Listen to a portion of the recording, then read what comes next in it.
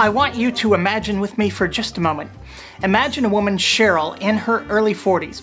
She's unconscious in a hospital room and hooked up to all kinds of machines. With her are family, a couple of kids in their early teens, her husband, her parents, and a couple of close family friends. They are all emotionally devastated as Cheryl is experiencing the very last few moments of her life after a painful, debilitating fight with breast cancer. In an attempt to console themselves, they talk about Tommy, her son who was killed at the age of 3 when he was struck by a drunk driver just outside the family home. They talk about how happy she'll be to see Tommy again, and how she'll finally get to be with her little boy once more.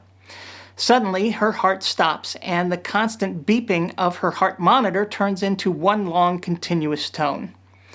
The family breaks down as she slips away. But we continue with Cheryl, who feels herself floating through a dark tunnel, at the end of which is a very bright light. She's finally encompassed by that light and comes to a stop. She stands there feeling somewhat at peace, but also very confused.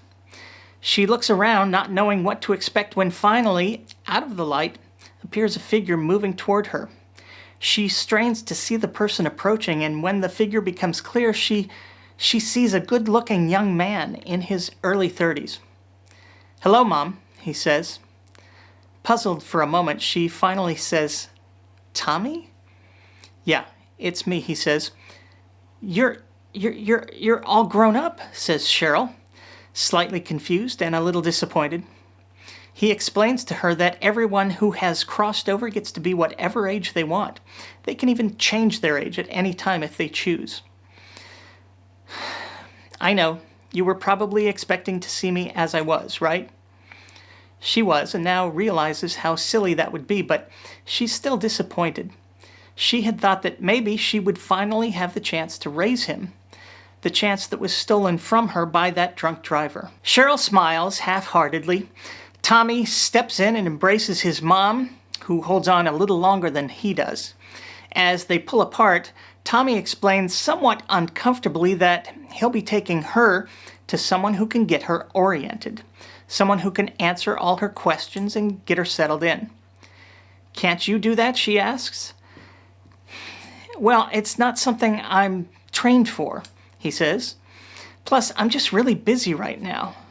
"Oh," she says, "okay, I just thought we'd have time to spend together." "We will," says Tommy. "We've got nothing but time, but I'm just really busy right now. I know this probably seems really weird for you, but I have a whole life here. I have projects and friends and places to go, people to see, things I want to do. And apparently I'm not on your to-do list," quips Cheryl. Tommy smiles, empathizing with his mom. Suddenly, an attractive young woman in her early teens appears out of nowhere. "Cheryl, hey Thomas," says the young woman. "Oh, is this who's going to get me oriented?" says Cheryl. "Mom," says Tommy, "it's your Grandma Jenny." This imagined scenario of the afterlife is as probable as any other scenario, because our actual knowledge of an afterlife is entirely non-existent. No one knows a single thing about what happens to us, if anything, when we die.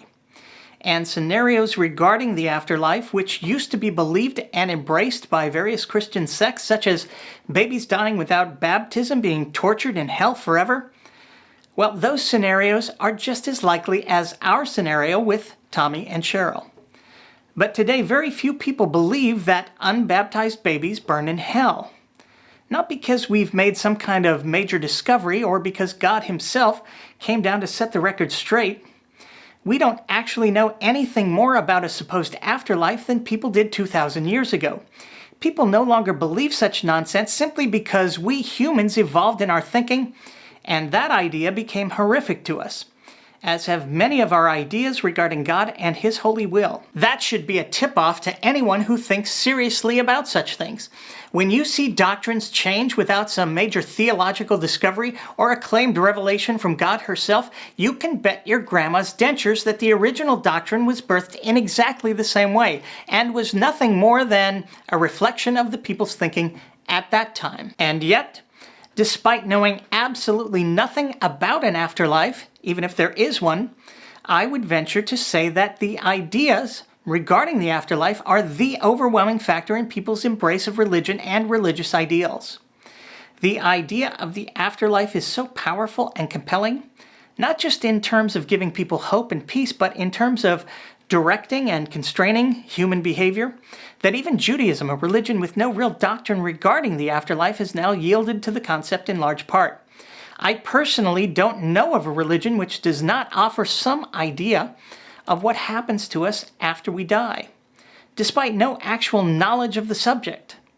I'm certainly unaware of any major religion which does not promise some kind of positive feedback in the next life to those who have lived as the God of any given religion has demanded. In the case of Western religion, the threat of negative feedback, that's a bit of an understatement, isn't it? Endless torture can hardly be considered negative feedback. My point is that the threat of hell is still, to this day, one of the most powerful tools used by the religious on people who, for whatever reason, don't believe in God. Most grotesquely, such threats are used on children who don't have the mental, emotional, or cognitive skills to resist. When I make my most snarky anti-theist videos, I produce them knowing that I can count on some believing commenter threatening me with hellfire. I was recently compelled to make a video about Pascal's wager, the idea that it's safer to believe in God than not because the risk involved in being wrong is so much more horrifying for the non-believer. I made the video because so many people over the years had used that threat as though it were an actual argument, and I was sick of having to give a lengthy response in the comments. Now I simply copy and paste a link. This entire series is based on the idea that there is nothing we can actually know about God, His existence, His character, and His will. But the afterlife is an even longer stretch, a greater leap, presuming to know not about some supposed being who exists immaterially outside time and space, but a claim to know something about you and me and everyone else who has ever lived and what happens to them once we're dead. Does anyone ever ask, how do you know? At least for God, there is a plausibility in terms of the need to explain the existence of everything, or at least there was until we came to a certain understanding about the natural world. But the afterlife, with its threat of eternal punishment, is so obviously nothing but an attempt to play carrot or stick with the whole of human behavior. It's so obviously nothing more than a manipulation to get people to do what you want them to do. How could it be anything but when we know absolutely nothing about such things? Most dangerous is the idea that our lives after death are directed henceforth exclusively by our acceptance of this belief or that, generally linked to a specific religion, and without regard to our treatment of others here. There are two extremely dangerous ideas.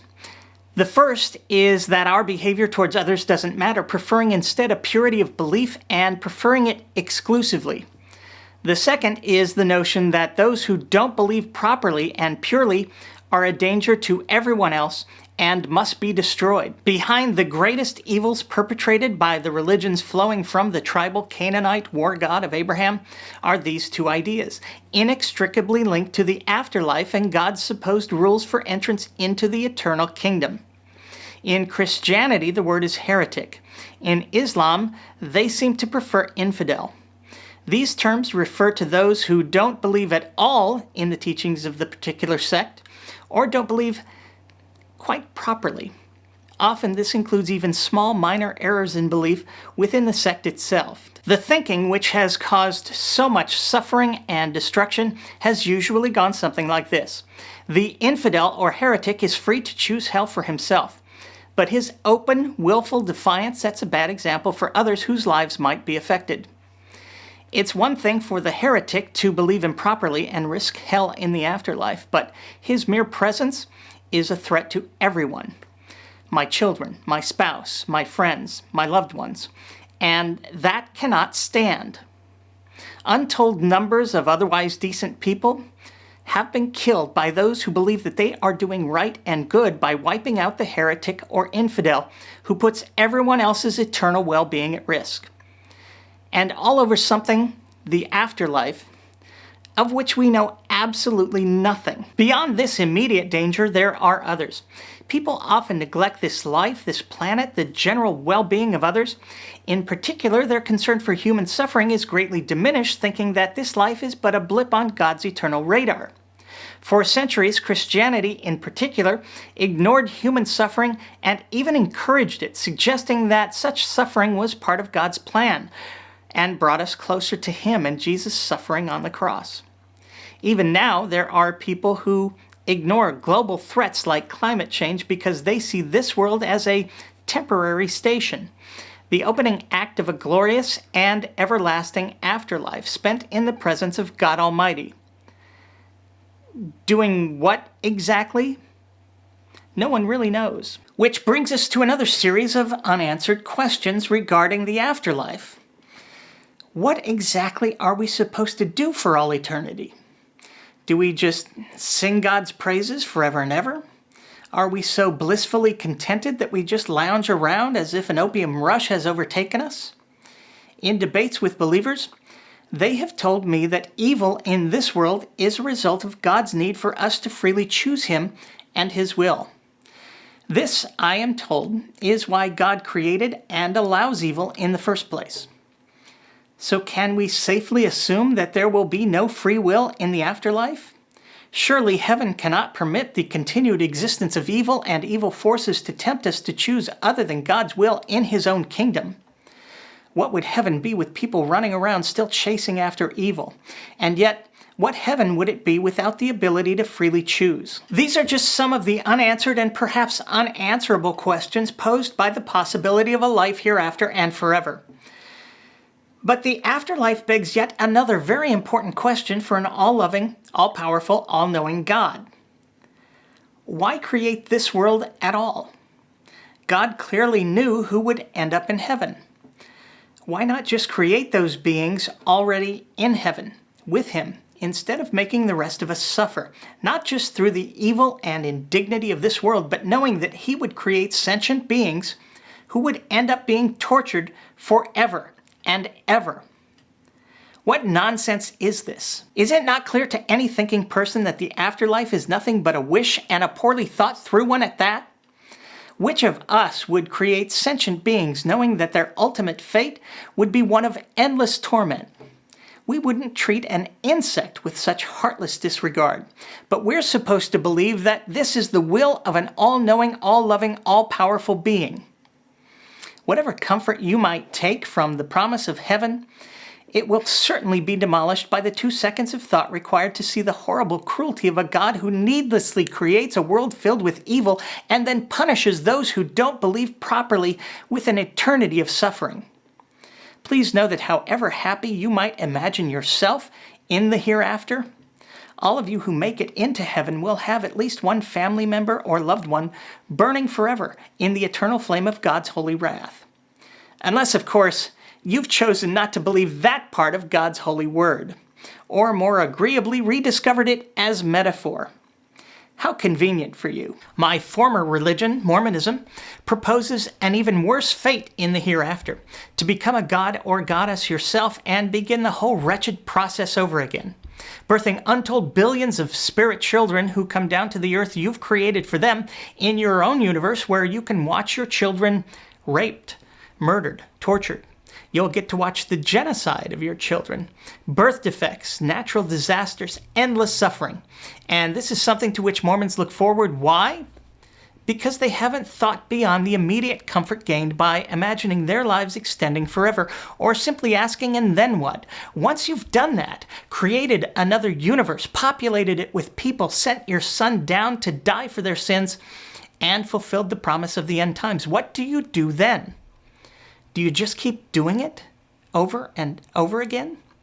Even if you're not a god, the question remains, what then? And what possible purpose can there be in either living forever or recreating this mess for all eternity? Among the arguments believers find compelling, this belief in the afterlife cannot possibly be among them.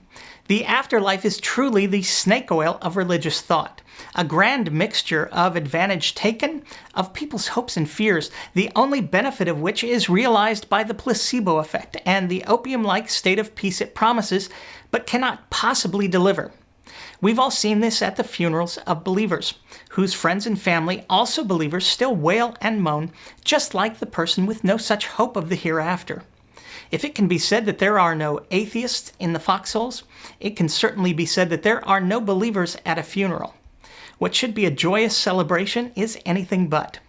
This is where the doubts of even the most pious are exposed. Even more obvious is the appeal to the deep, dark narcissism which plagues all of humanity, imagining ourselves far too important and valuable to simply up and disappear at the capricious hand of the Grim Reaper. Of course there is a God and an afterlife to right the wrongs we endure and bring eternal peace to those who've suffered. We humans alone have souls which extend beyond this life and make us unique.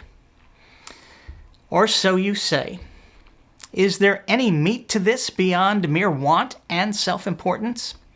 Can this be anything but an attempt to turn the tragedy of existence into the feel-good movie of the year? Dark, Bri. Oh, so very, very dark. Why? I know. But fearing the darkness and the demons imagined has been the bane of our existence, keeping us paralyzed and at the mercy of those who would use fear to keep us slogging through the mire. This is a place without regard for truth, progress, or human well-being.